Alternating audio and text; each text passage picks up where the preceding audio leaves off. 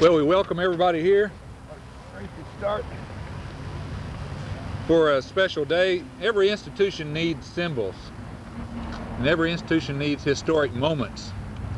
And what we're doing here today is taking the opportunity to gather to unveil another symbol, important symbol for our campus, as well as celebrate another historic moment. We've got a few guests in the audience today. I'd like to recognize two of our regents are here. Ms. Peggy Loafman from Bowling Green, who is a member of the Executive Committee of the Board of Regents. Mr. Don Smith, who is the student regent and president of the Student Government Association, is also with us. I'd like to recognize former President Dero Downey, his wife Harriet, and Dr. Cook, who sat in that seat for a while as well, Dr. Paul Cook. We appreciate all of you being here. The sundial is that we're unveiling today is a permanent reminder of Dr. Cherry's contributions to this university. And I think there's no more appropriate place on the grounds of this campus for this sundial to be located than here at the Kentucky building. Many of you recall that this was a dream of Dr. Cherry's to create the Kentucky building and have it built. Let me read a paragraph to you from that original occurrence. In 1928, College President Henry Hardin Cherry announced his dream: a repository wherein shall be reverently housed materials of all that is great in Kentucky history. A statewide campaign for funds netted pledges for 2/3 of the estimated building cost, and construction of the Kentucky building began in the spring of 1931. And some of you have seen the memorabilia that has the, Riley will be able to correct the wording on this, but the little tins that the kids, school children across the state would send in their dimes to help build the Kentucky building.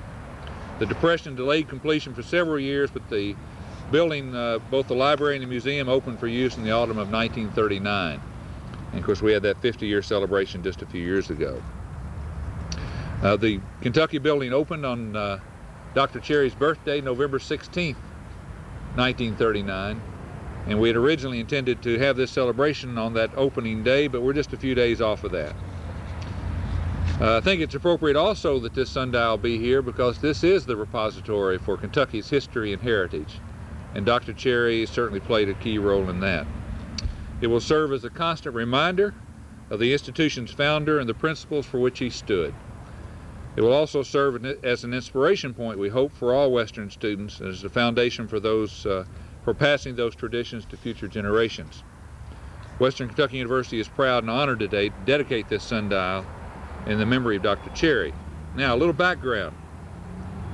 Two gentlemen who are in the audience with us today, and I'm going to go ahead and introduce them to you. Jerry Parker. Jerry, wave your hand there so they can see. And Ray Buckberry. Where's Ray? Over here. Jerry's with the Harlan and Parker Law Firm, and Ray is with Bellor Ayers and more. And they came to us some time ago and said, there's a treasure out there that you need to get a hold of before it gets away.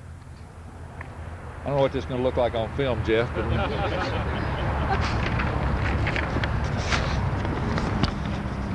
and he said that they both said that the stone from President Cherry's original home place is in a field out at the old home place location in North Warren County, and someone needs to gather it and preserve it and use it for various things on campus. And we agreed and had physical plant then to go out and retrieve quite a bit of stone, Jerry and Ray. And we brought it in and started figuring out different ways to use it. One of the things they wanted to use it for, they thought would be an effective use, permanent tribute, was to put a sundial on campus using the stone from President Cherry's home place. And we found another use even prior to that. We created here the Cherry Society, or those individuals who give to this institution minimum gift of $25,000 in support of this institution. And they are the members of the Cherry Society. Well, the charter members of the Cherry Society received a plaque made of cherry wood, and on that plaque was a piece of cut stone from President Cherry's original home place. And that's been well received by those who are our founders, our people of the founders of the Cherry Society. Jerry and Ray originated the idea for the sundial, and that's why we're here today. So before I call them up, first of all, I'd like to recognize two other people that are with us. Leo Fernandez, wave Leo if you would, head of the Department of Art. Brent Oglesby, assistant professor of art, here's Brent back here. And they are the ones who did the work on designing the sundial. So if you would, join me in a round of appreciation for their work on this. Now I'd like to call forward Jerry and Ray. They didn't get any pre-notice of this except for just a second ago, and ask them if they'd like to take a moment just to make a comment for the audience.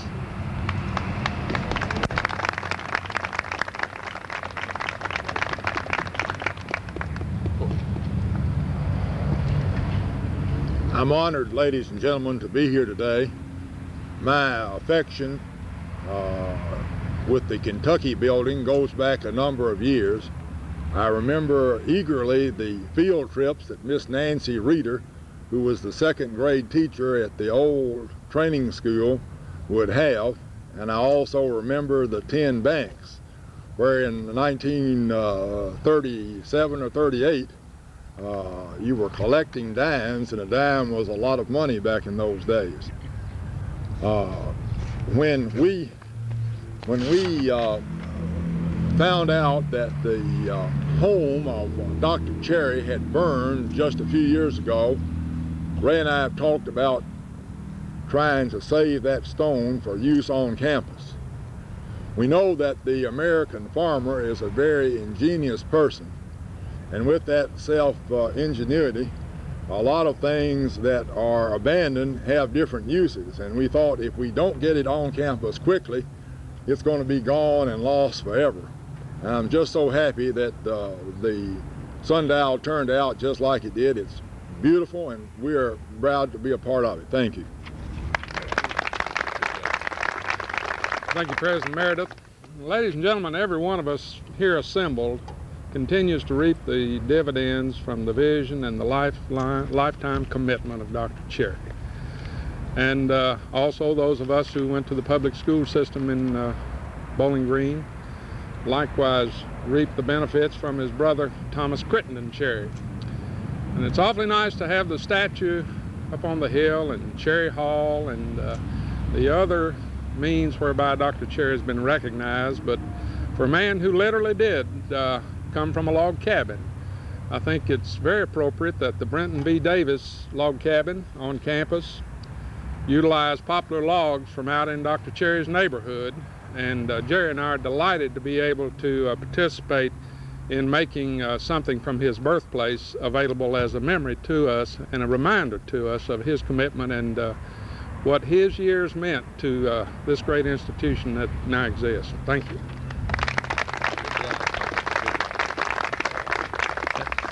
Just two other comments, and by the way, both of these gentlemen are great supporters of Western and very knowledgeable about Western history. But the finishing touch to their generosity in helping us secure the stone and so forth is that these two gentlemen have agreed to also pay for the cost of the construction of this whole sundial operation, which was not cheap. So gentlemen, I appreciate that very, very much. Very generous of you. Now, as the last point of this, is it's an educational institution. We can't do anything without injecting a little education into it. So Riley, if you'll come forward, I've asked Riley Handy to take about 1 minute to tell you how does one position a sundial so that it works. I'm sure you all already know that, but in case you don't, you're about to learn it. And while you're at it, Riley, explain to them why it now says 11 o'clock. I'll try. First of all, I'd like to add my thanks to both Jerry Parker and Ray Buckberry for all that they do for Western, and particularly for their interest in and their support of the Kentucky building programs. They've been helpful to so many things that go on in the program that I'm most directly connected with, and we really do appreciate all that you do. Thank you very much. They and their firm seem always to be willing to step forward and help when there's something that we really need. Now, about setting the sundial. These things go way back in time, and they are known both for their accuracy and their inaccuracy. And I found out that if you really want to be on the top of it, you need to get a surveyor and find out what your longitude and latitude is, and it can be a very, very complicated thing. Or, as was suggested with the sundial when we got it, if you don't mind being about 30 minutes one way or the other, you get a compass, which Larry Scott, our museum director, provided. He is a scoutmaster for his son, And we came out yesterday when the sun was not quite as bright as this, but enough we could see the shadow. And we laid out a north-south line. And then you placed the gnome, the little hand, on 12 noon. And according to the instructions, you're within about 30 minutes of the right time. So, Good, Riley. and the gnome can be adjusted, so we'll see. It's not too bad. It's just about 11:05 or something like that. Very good. Thank you. Riley does a great job for us down here. We appreciate that, Riley.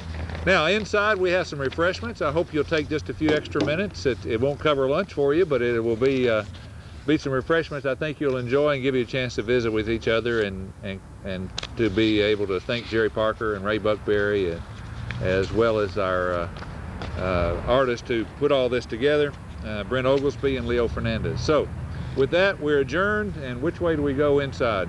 Front door? This door down here. Down here, okay. Thank you all very much for coming.